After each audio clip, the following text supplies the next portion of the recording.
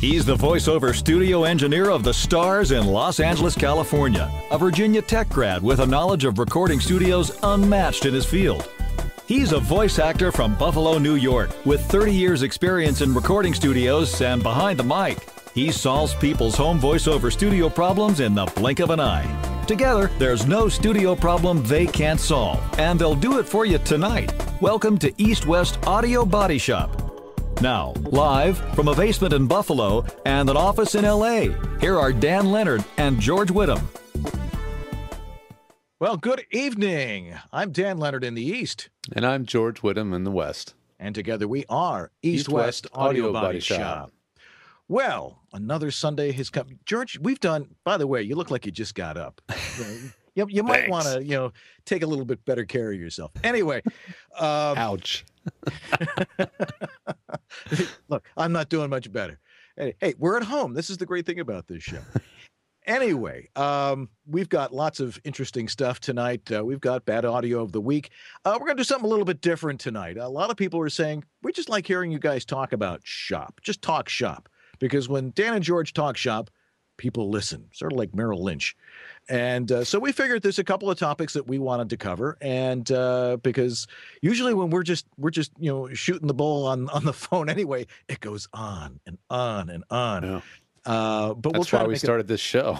That's we wanted somebody to listen other than ourselves. It's really we thought, well, maybe it's egotistical, but we thought maybe you guys might actually be interested in hearing what we had to say.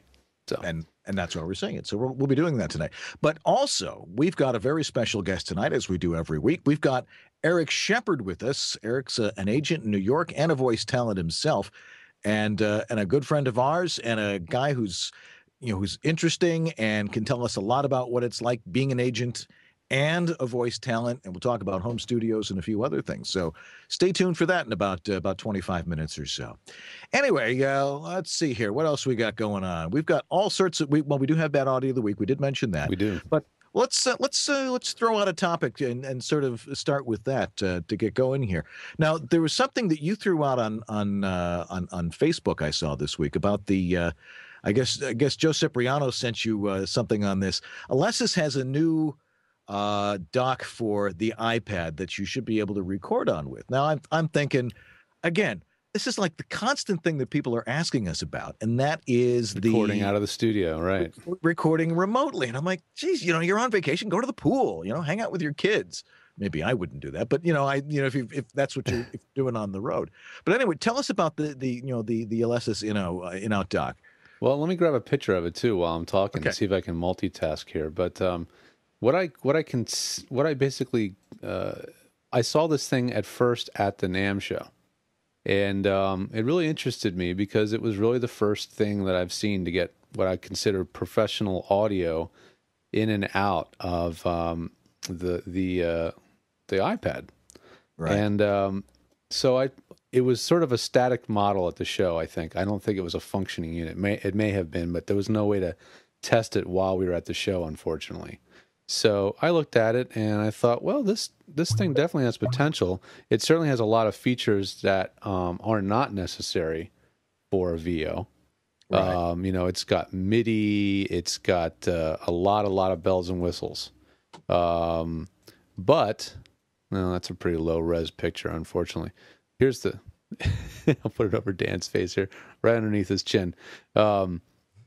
Here's the back of it, which is really the business end of the unit, really, when it comes down to it.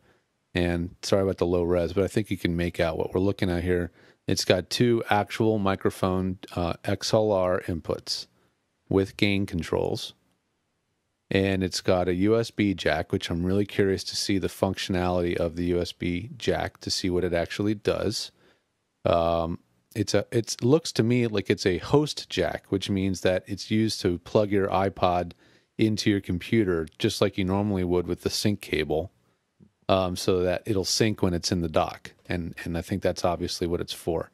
It also has a video output for plugging your iPad into a TV, right? But it's a standard, video jack, low res, very low res. So I don't know how useful it'll be. And then it's got, actual balanced outputs to plug into studio monitors or a mixer. All in the back of the unit.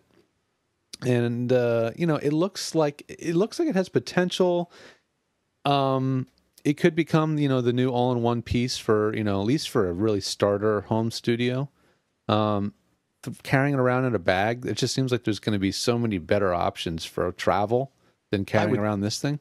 Yeah, I would think so. And plus, it seems to be rather analog for for things. I mean, it's XLR input. It's got it's not really. There's no digital input to it except maybe that USB port. And as you're saying, I think it's primarily designed for USB MIDI, as I recall looking at the literature.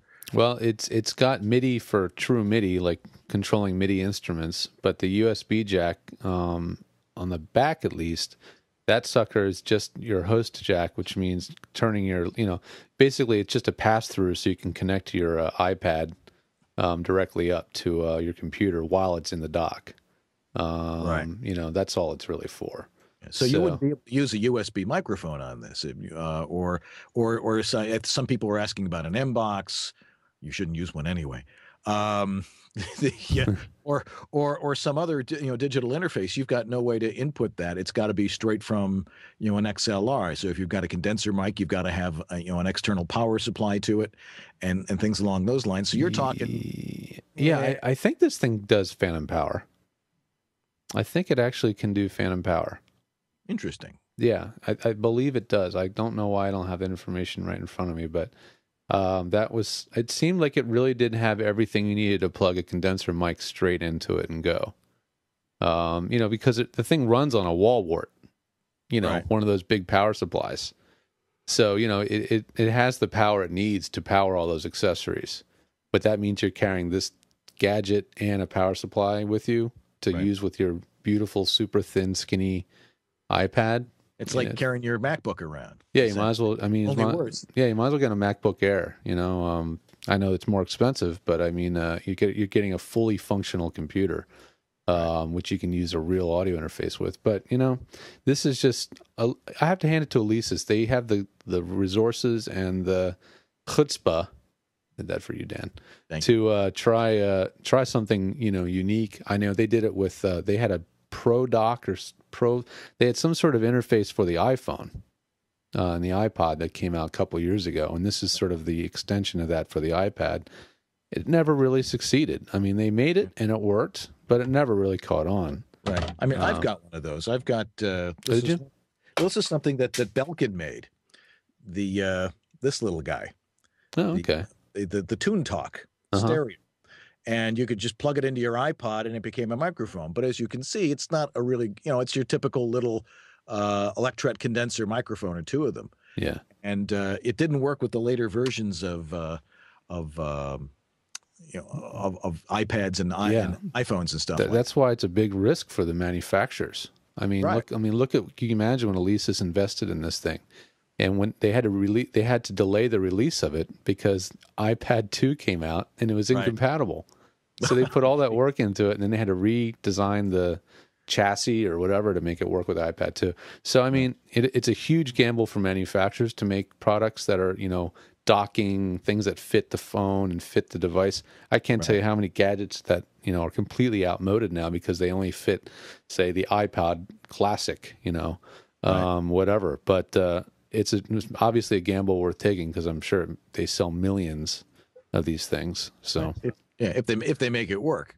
Yeah, exactly. But this thing isn't. They're promoting this. This isn't on the market yet.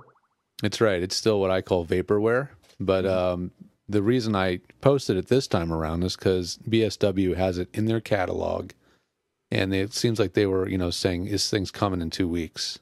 Right. So it's no. When I see it hit a catalog like BSW, I know it's not vaporware anymore, and it's really a product.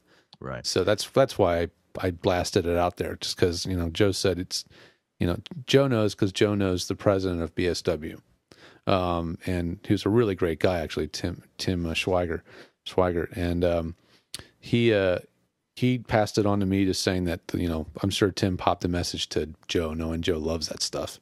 Right. And so I just thought everybody should, that might like to know about it. Yeah. Well, okay. Well, I'm personally waiting, and I haven't seen many others. I know when I keep talking about this guy, Epigee's got the mic coming up. Brilliant marketing name. And it's not a USB powered mic. It's an iPad powered studio condenser mic. And I'm assuming, to the best of my knowledge, and I'll drag it into the shot here, floating over Dan, hovering. It's pretty funny, but it works. Yeah, from what is the best. It's over. Yeah, there it is. It's right there. Oh, it's right. It's right here. Let me hold your hand there. Hold your hand now. Right there. Perfect. Okay. It's perfect. Mic. Yeah, the mic. From what I understand, it has to have a battery inside because the iPad can't make the power it needs. So, as long as that's how it's working, which I'm only assuming it is, unless I know Apogee and Apple are heavily in bed with each other, so maybe they have a secret key handshake. But it probably has a battery in it to power the mic.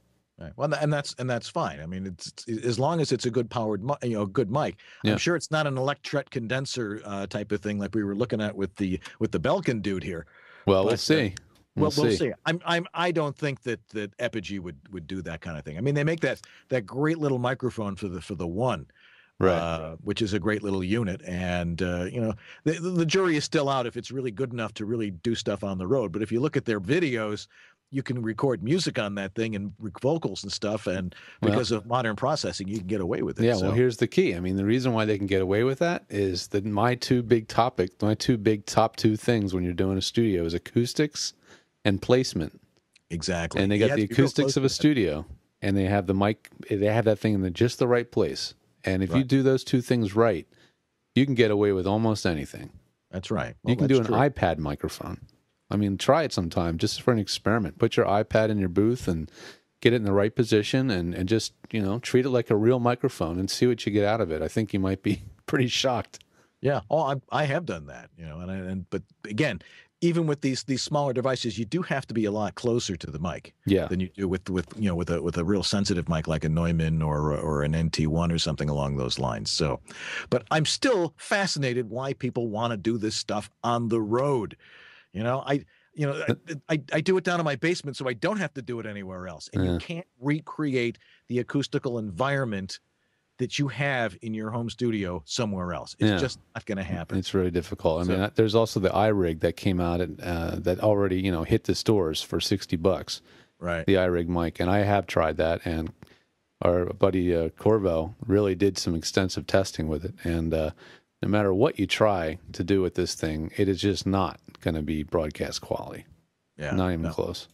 These things are designed, I think, as most recording stuff is. It's designed for musicians. And, so like if they're on a plane, because I've heard this story a few times, it's like I came up with a song, and I'm like over St. Louis, and I pull out my iPhone and this iRig and something, and I can actually sing vocals in there, and I can actually make demos with it. But you can't do that with VoiceOver because you have to have such an acoustically sterile environment to do what you're doing. That's right. So anyways, I'm always interested to hear what people say about that and why it is that they want to do stuff on the road. Legitimately, there are people who have to travel. They have to deal with family business or something like that, or have a job somewhere else, and they have to be constantly, moving, in which case they need to have this. But if you do a large project, there's nothing you're going to be able to do about that on the road. You're not going to be able to match it. I mean, you might be able to match, an apostrophe T or something like that, which I've done. Yeah, well, I mean, my iPad. Those who are doing promo, like Cipriano, since we brought him up, and he's a great guy. He's been on the show. He has famously done like a pickup, using Source Connect and a 3G modem and his 416 and his MicPort Pro from the back of a rental car along, off the freeway, and actually done, a tag or something for a Fox promo spot or something crazy like that, and actually pulled it off. Right. I can just imagine the engineer listening. Yeah. Right. Wait till there's no trucks coming. Well, man, I'll tell you, if you have a nice car, I mean, if you rent or own a really nice modern, high-end vehicle, the cabin is incredibly quiet and it's acoustically really good. Right. And that's an old trick. Everybody's like, go in your car. Yeah. If you happen to have a Mercedes or a Lexus lying around, even better. Yeah. Anyway, well, we're going to be back in a couple of minutes. We do have Eric Shepard coming up in about 10, 12 minutes, so stay tuned for that. And more topics when we come right back here on East West Audio Body Shop, so stay right here.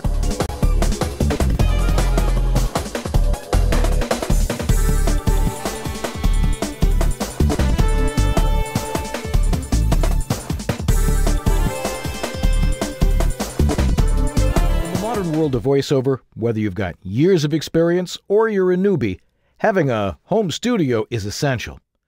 A home studio is a unique environment. Every voice is different, every room is different. Advice from friends is great, but you need someone with the experience of setting up hundreds of home voiceover studios. I'm Dan Leonard, the home studio master. Let me show you the best place in your home to set up, the right equipment, and how to properly use recording software. Plus, I troubleshoot your home studio nightmares. Wherever in the world you are, having a home studio is essential, but that doesn't mean you have to be a recording engineer. Let me show you how easy it is. Go to homestudiomaster.com or email me at homestudiomaster@verizon.net. I guarantee results.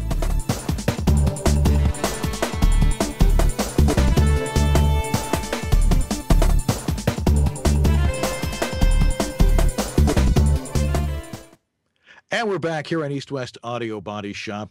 Dan Leonard here with George Whittam and talking shop tonight. And of course, we want to get your questions. And if you have a question for us here on East West Audio Body Shop, email us at ewabshop@gmail.com.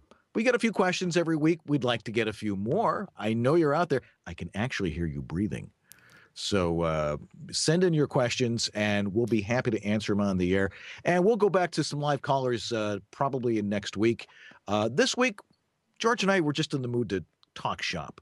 And since we're in the mood to talk shop, topic I want to bring up, this is a little bit outside of the technical stuff, although the technical stuff sort of goes into it. And Amy Snively is going to just love me for this. But September 23rd through 25th, and I want to talk about this a little bit, we have Faffcon coming up in Hershey, Pennsylvania. Yes, get the numbers on there. There it is. Okay. Faffcon. Now you're asking, what is Faffcon and what does it have to do with us? Well, I went to the last one in Atlanta and it was a great time. I mean, I know a number of you have gone to, the voice conferences in LA and the one in Vegas, which no one will ever forget. They're great. They're great little socializing things. There's always great, lectures there, things that you can really pick up. A lot of great networking. Amy Snively came up with this concept of Faffcon, and it works great because it's not very formal. It's very informal, but becomes very formal sort of as you're doing it. What happens is you come in, and you have an opening circle. I know it sounds kind of new agey, and people can propose topics that they want to talk about or want somebody else to talk about. And you write it down on a sheet of paper on a big sticky note, and you put it up on a wall in a gridded schedule. And everyone goes, well, I want to hear this person talk about this. I want to hear this person talk about that. And you go into one of the rooms in the hotel, and you do an hour. And it's very open and free form, and people exchange ideas. I did a bunch of things on technical stuff. People were asking, "Well, Dan, you want to talk about Twisted Wave, or you like talking about sound booth? Can you explain sound booth to us?" And so I did. And people were of course in rapture. Of course, I had Dan Friedman with me too, who's a great studio engineer and an expert on studios. And we had some small differences of opinion, but we compromised as well. I don't agree with this. I don't agree. But it was great. Yeah, we got to get him on the show, right? Yeah, we do want to get him on the show. Yeah. We'll probably get him on sometime over the summer. Yeah. He's got a book out about home studios, and of course, he looks at it from a recording engineer's point of view, and I tend to look at things from the home voiceover actor point of view. And there's differences on that. Differences in some of the production. The genres of material that we do.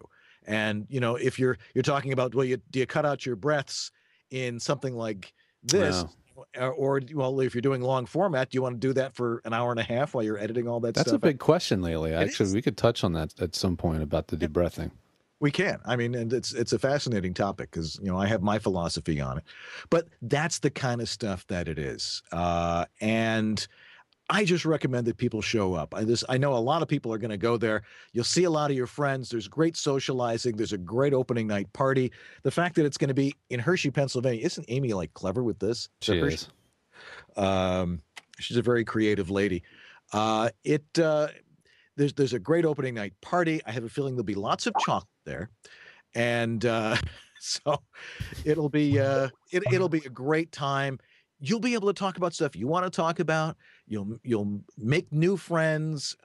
It's just a wild time. It really was a lot of fun, and I can't. And she's doing it twice a year, so I can't wait to go to the next one. And I mean, George, you've been to a couple of conferences, and I think you're planning on going to this one, aren't you? I am. I'm definitely planning on going to this one. I couldn't possibly miss this one because it's in Hershey, and I grew up in Westchester, PA, which is about an hour and a half away. My family's there, and so it's I have no excuse not to come to this one at all. So I'm planning to be there, and in the process of making the plans to go there, I've been setting up some visits with some clients of mine around New York, and also came up with the idea of doing a workshop too.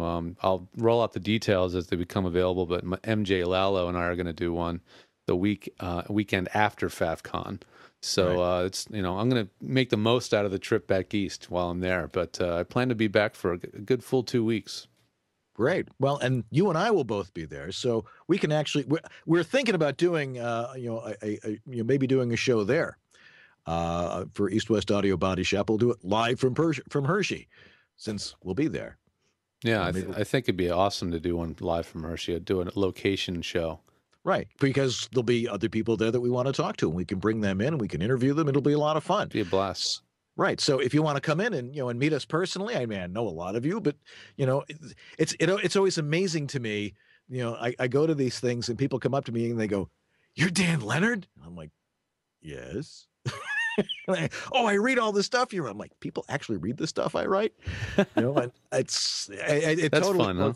It's a lot of fun. I know, and I know that happens with you too. I mean, we don't look at ourselves as celebrities. We're just people who like to share our information and stuff like that. So it's fun to be there, and it's fun to meet people whose names and maybe you talked with them online, but you never met them personally. Whenever you get voiceover people together in one room, usually you cannot get them out of the room. It's just one line. I mean, the conversation has started in 2007 at the first voice conference in Vegas. That conversation hasn't stopped. I mean, there are people who I made friends with there. You and I met at Voice 2010 or 2008 actually. And look at the relationships you can build out of that and the networking you can do. Highly recommend that you do that kind of stuff. And it's not that expensive. If you live, in the tri-state area, it's not far to go, right. And I think you really should go. Yeah. I can't wait. It's going to be a cool networking experience, and just the handshaking of it all, and just the camaraderie of it too. I mean, it's a very camaraderie. The voiceover business, I've never seen anything like it with so much camaraderie.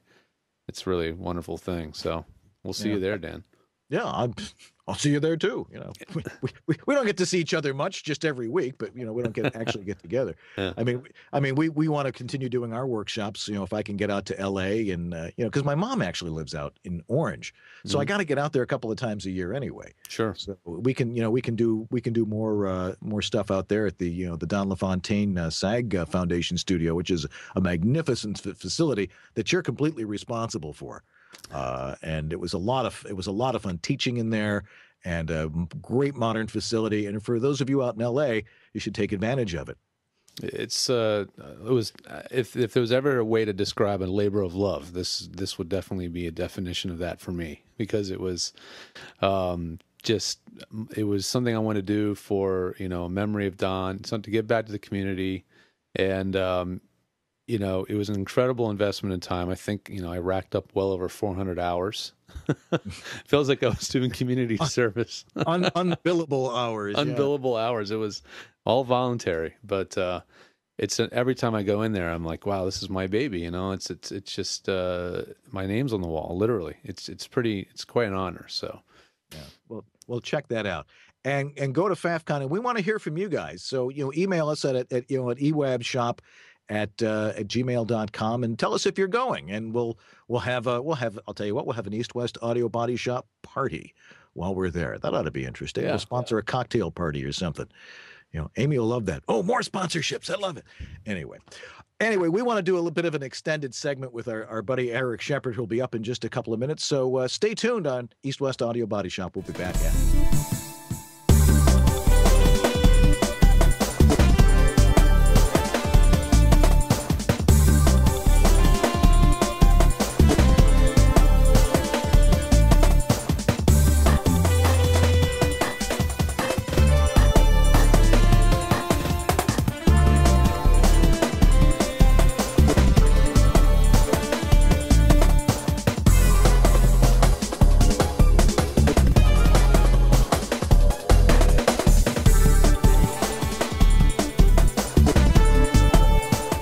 VoiceOver Extra, the voiceover industry's online news, education, and resource center 24/7. Hundreds, probably thousands of free how-to articles for voiceover success, ranging from home studio to voice acting to business. A free voiceover industry directory, calendar of industry events, resource links, a store, and much more. Bi-monthly webinars on all topics of voiceover, free subscriptions to newsletters, reports, announcements, daily news, and features at voiceoverextra.com.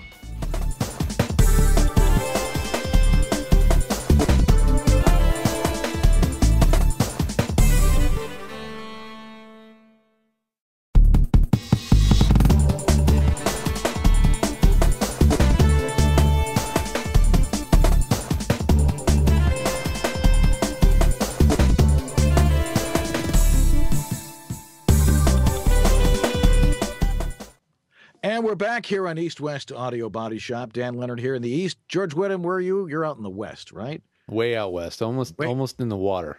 Almost in the water. And so if there's ever a tsunami, you're in big trouble. You got that right. We're ready, though. You can actually see the waves from your place there? Well, if there wasn't a big building behind us, we probably could. It's close. It's scary close. All right. Well, hopefully that won't happen. But you always got to be prepared. Hey, we rent.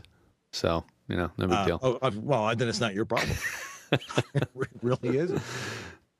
Anyway, let's carry on here on East West Audio Body Shop. And as usual at this time of the show, it's time for our special guest. And joining us live from the East Coast is our friend Eric Shepard. Eric, welcome to East West Audio Body Shop. Thank you. Good to be here.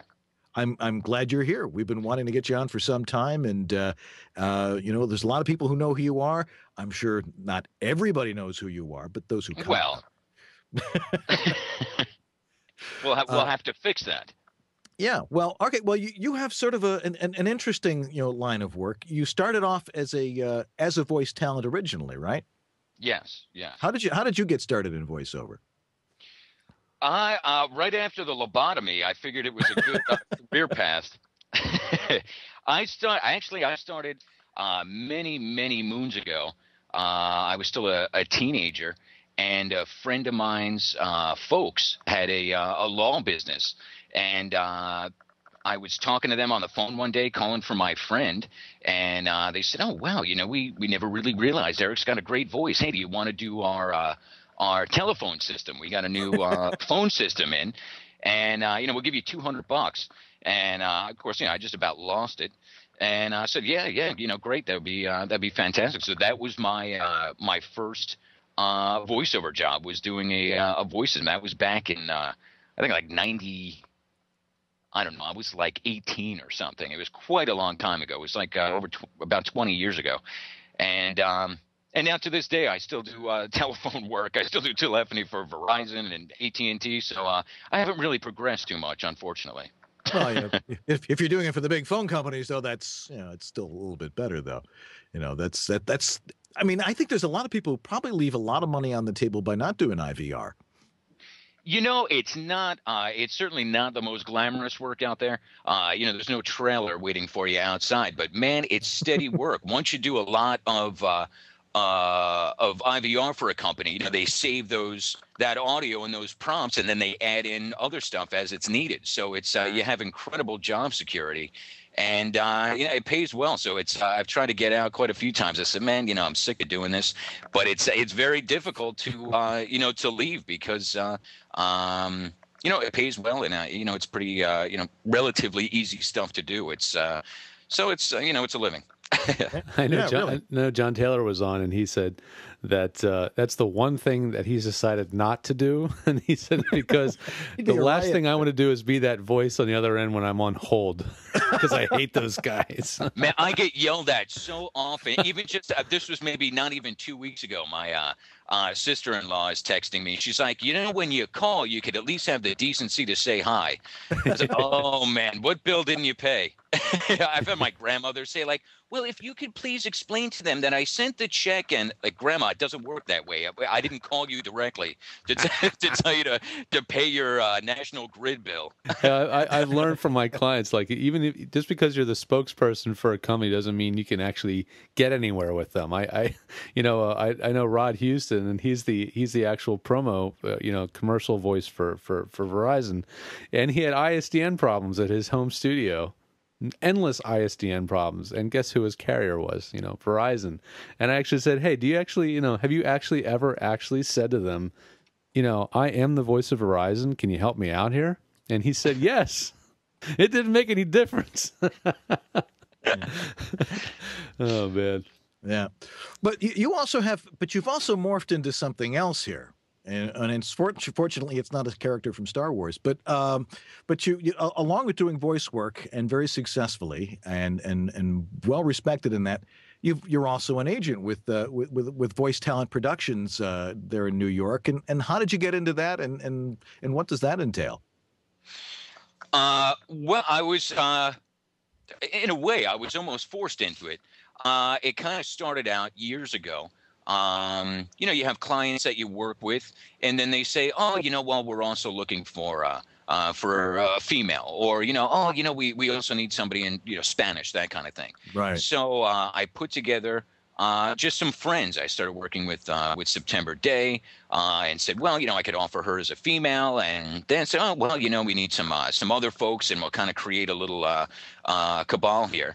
And so I had a small group.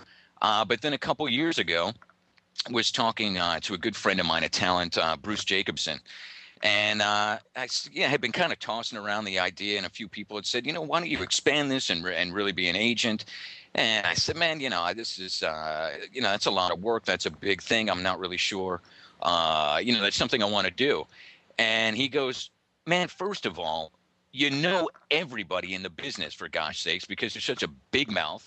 And you just hang out and talk with these folks on the phone, and all these fantastic talents, and you're an incredible BS artist, man. You're from New York. Nobody can talk like you can talk. So if you don't do it, I'm gonna come up there and smack you in the head.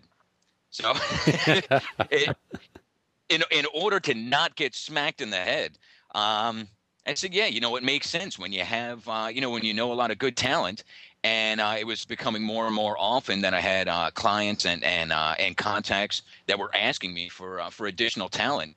I said, well, I'm kind of in a unique situation here, and it would really be, a silly thing to not, go forward with it. And the rest is kind of history. It just, made a lot of phone calls, talked to a lot of folks that I knew, said, this is the plan. And I was fortunate enough that most of them, trusted us and said, yeah, sure, we'd love to be a part.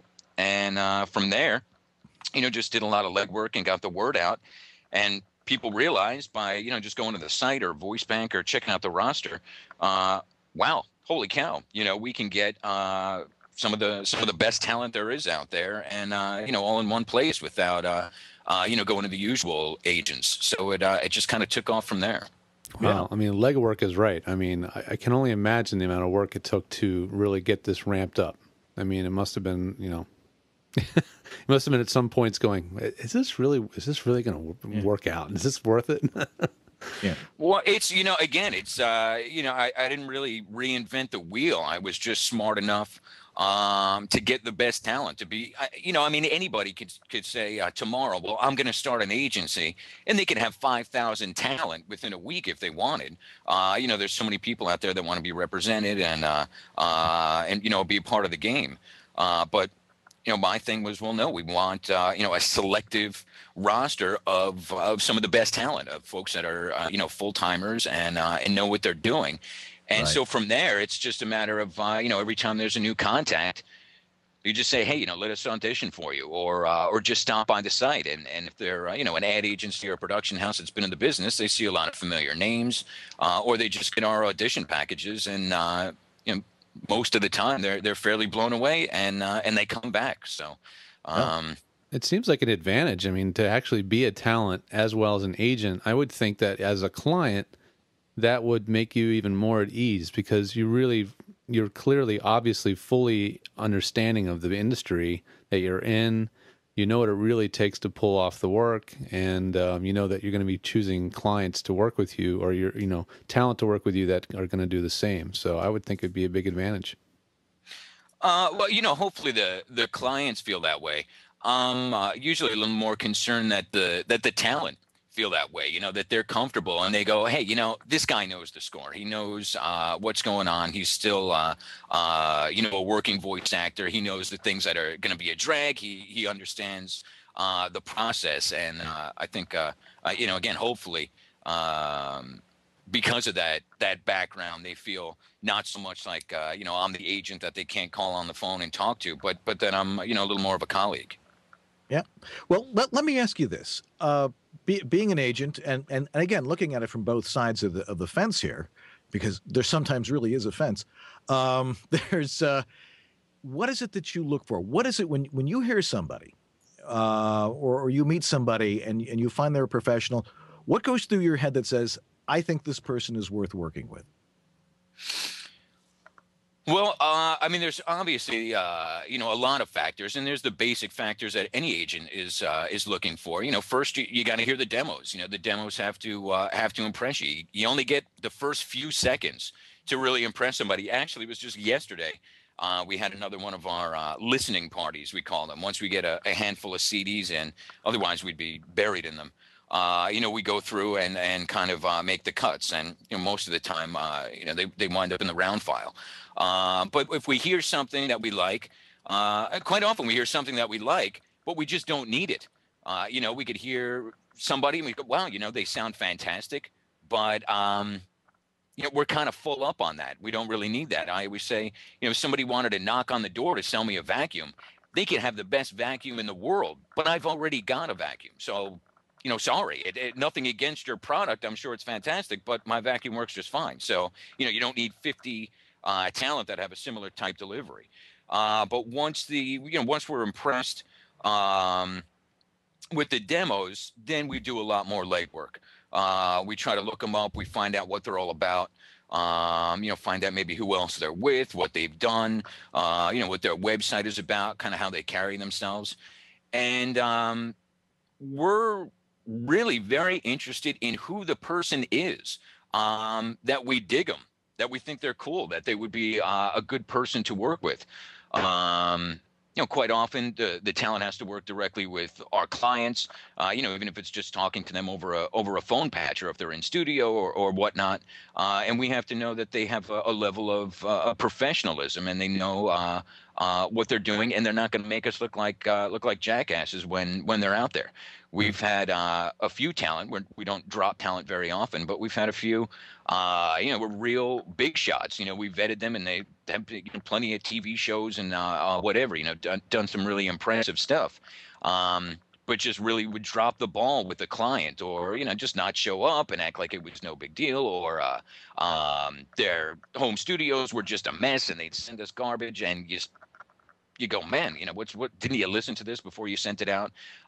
So they just didn't have all the rest of their stuff together. And unfortunately, there's so many different aspects to the business, and you have to be on top of all of them. And if there's a few aspects that are fallen by the wayside, unfortunately we can't work with you. So it's a lot of factors. At one point you mentioned, saying that, I love the vacuum cleaner analogy. I mean, that really makes a lot of sense.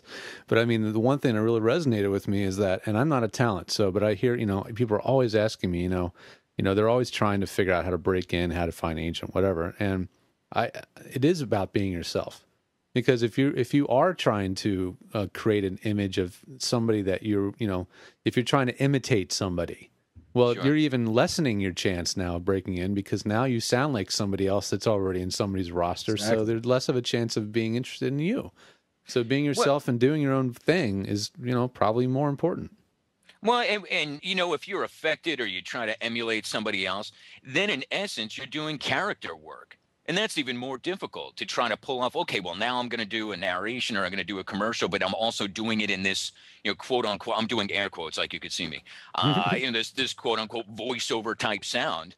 And that it makes it more difficult for them. And it's, you got to be yourself. Everyone else is taken. Yep. Yep. So let me ask you about this, because I mean, we concentrate a lot on talking about home studios here in East West Audio Body Shop.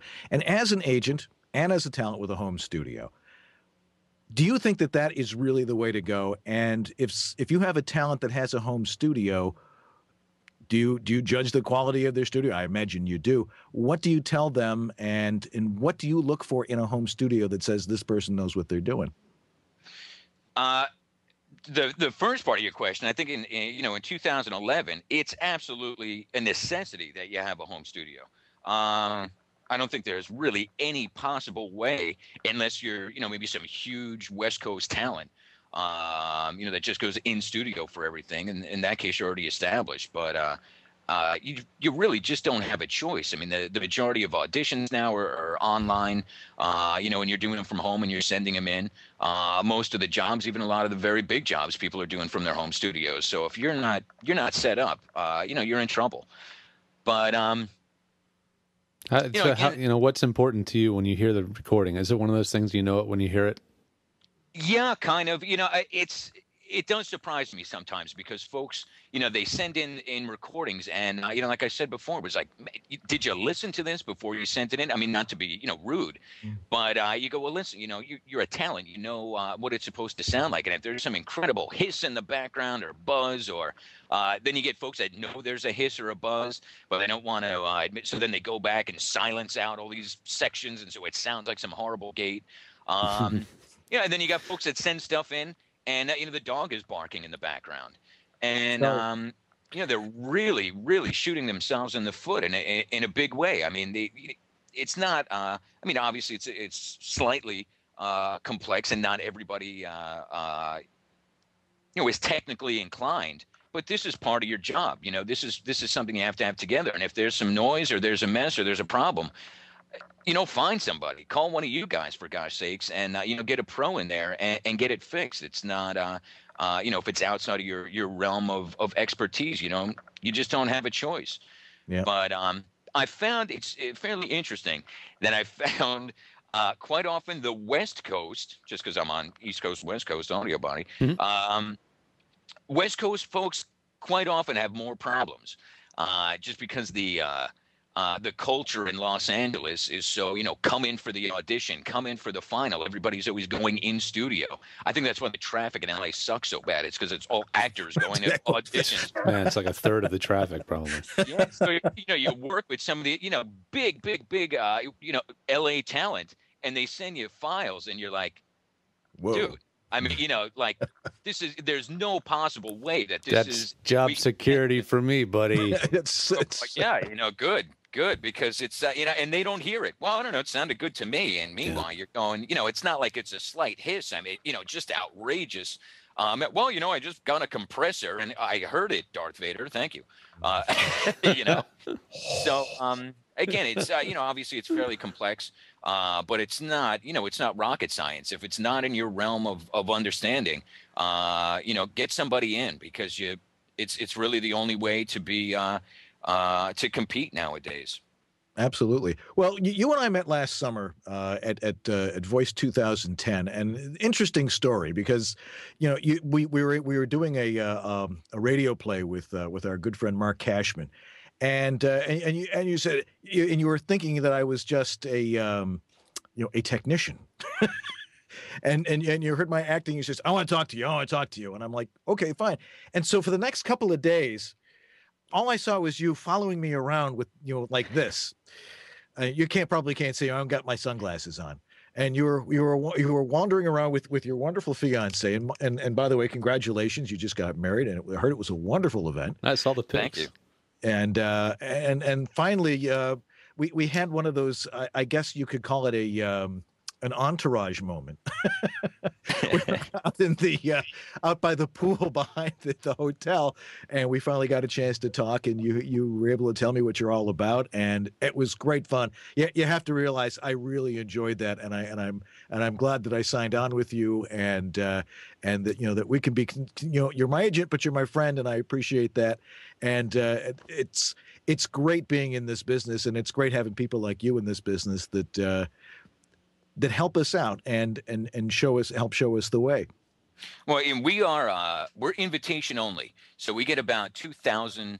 This past year, we got about 2,000 submissions, and out of those CD submissions, I think we're going to invite maybe 3 or 4. We're in the middle of our yearly invites now. And the rest of the folks that we invite are usually people that we kind of found on our own.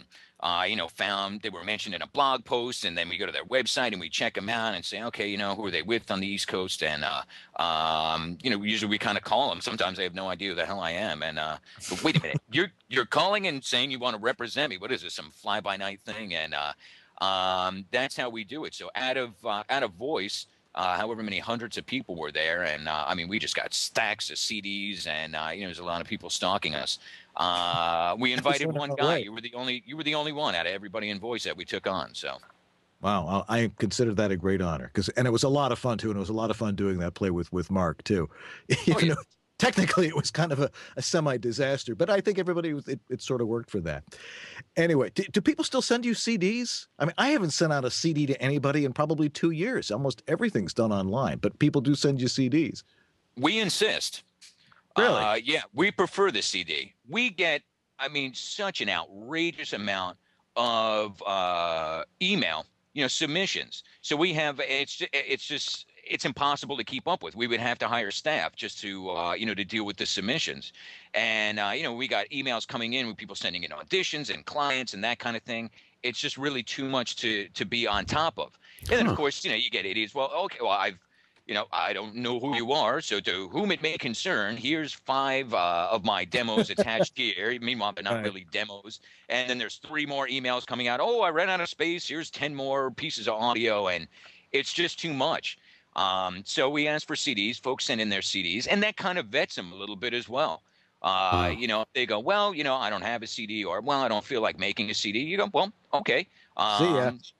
And even there, not to judge a book by its cover, but the packaging tells us a little something about the person. What they decide to write in their letter, how they kind of put together their proposal, and it does say something about the talent. And then we have the CDs, we put them on the shelf, and when we want to go back to them, or let's try this, we're able to just grab them, and it just works. It's just a lot easier for us. Wow. So quite a lot of agents insist.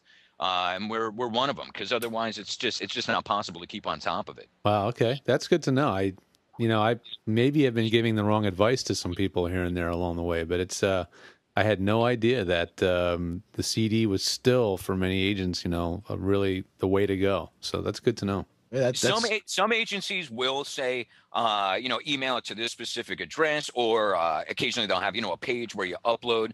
The most important thing, though, is that if you want to submit to an agency, you go to their website and you find out how they want to be submitted to. Yeah, exactly. That's it. Because if you when you screw it, RTFM, man.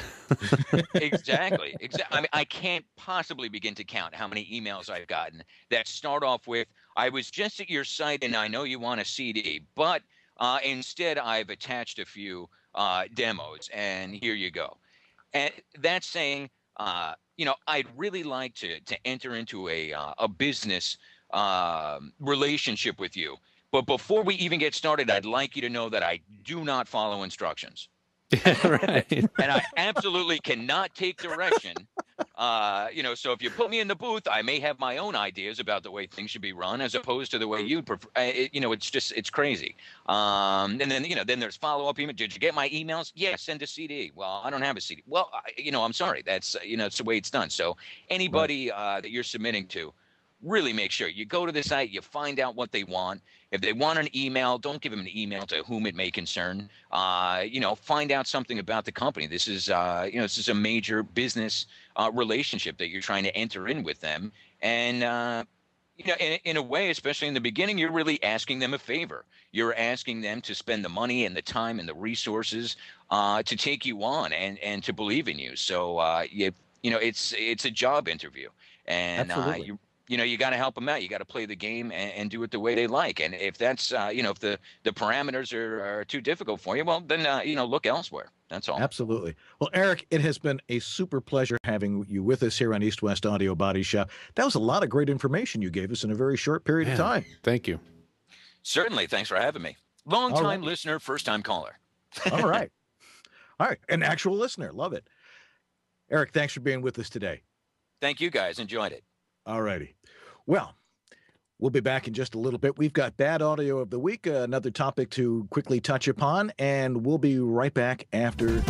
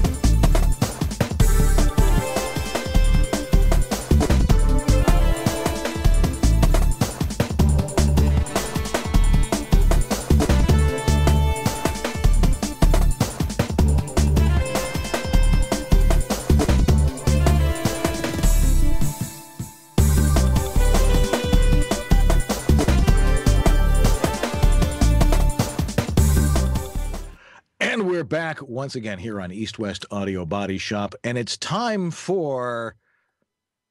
You got that queued up there, George? No. Not at all. Not at all. I don't have our little fun little spot. Actually, wait. Let's see if this is it. Hang on. Okay, let's see. And now it's time for another exciting episode of Bad Audio of the Week.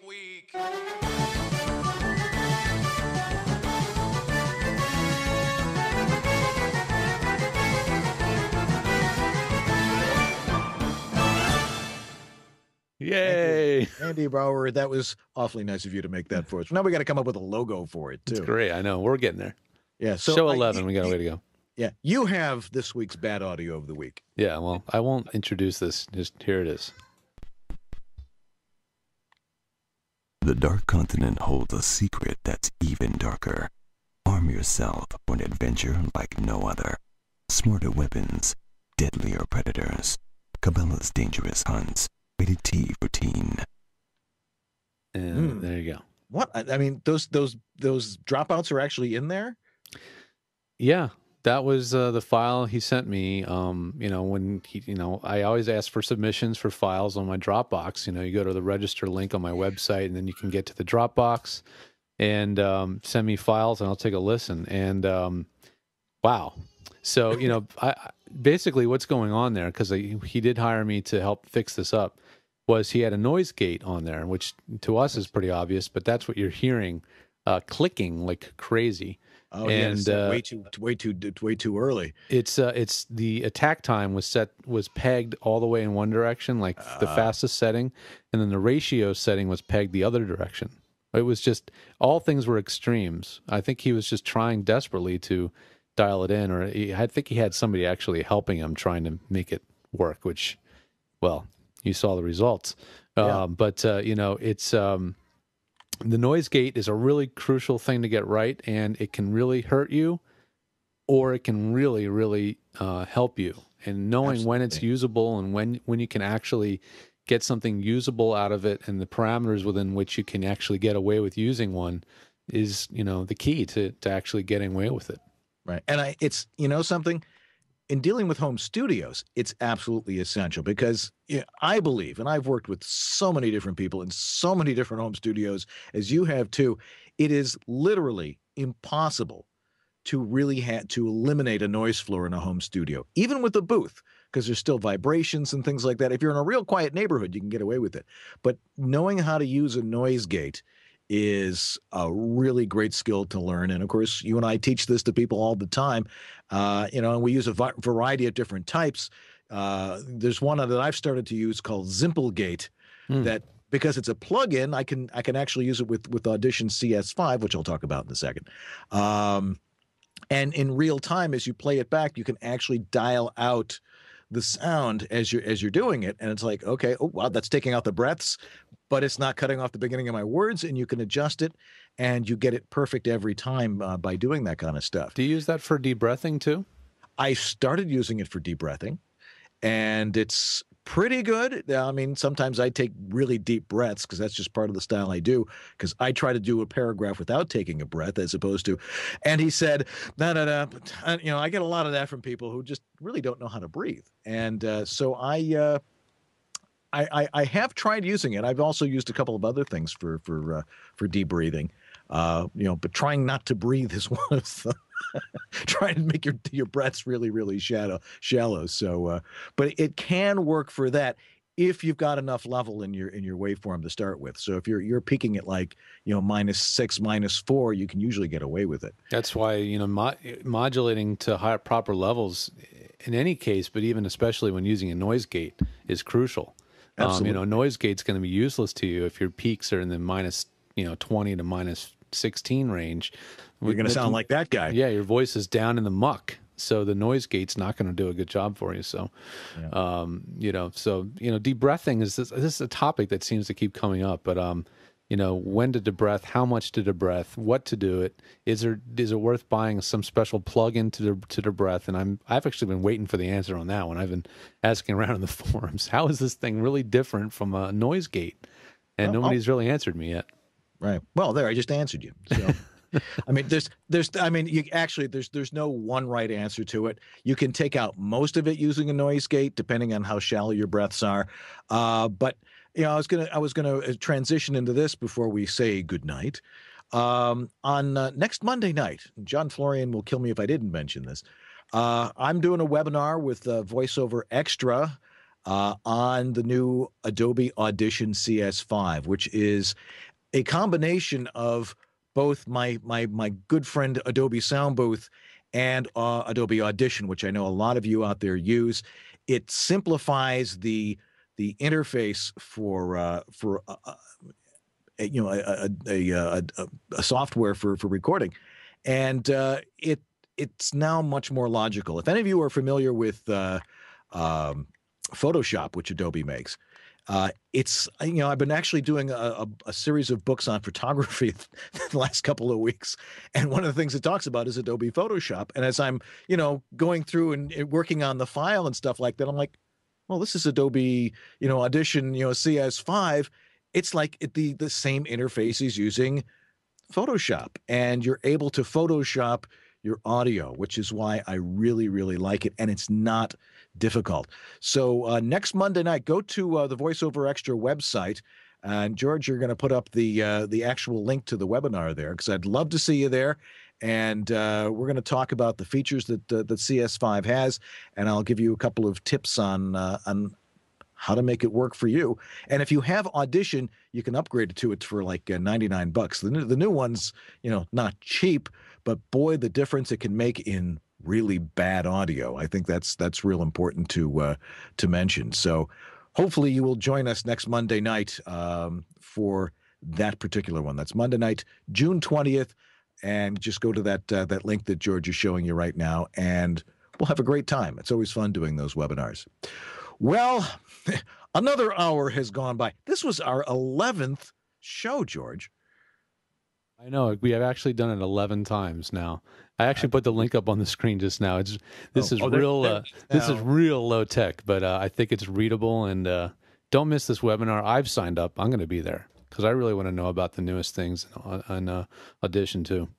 Right. Well, it's great. I've been using it a lot lately, and I've transitioned out of using Sound Booth on stuff that I didn't do in Sound Booth. So new projects are going through there.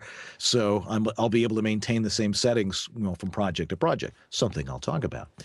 Anyway. No, we've done it 11 shows now. It blows my mind that we've actually pulled this off. Right. But we can't do it without you. So if you have a question for us, if there's a topic you want to bring up, you want to talk to us about it. It doesn't have to necessarily be specifically home studios. We talk about the industry, and we talked a lot about that tonight. We want to hear from you. EWABShop@gmail.com, and we'll get you on, and that'll be in our next show, hopefully. Anyway, that's the end of our show for tonight. We'll see you next week. We'll be off July 4th. Yeah, that's a Monday. We're going to take off that weekend. We're going to take off that weekend so we can actually like spend time with our actual families.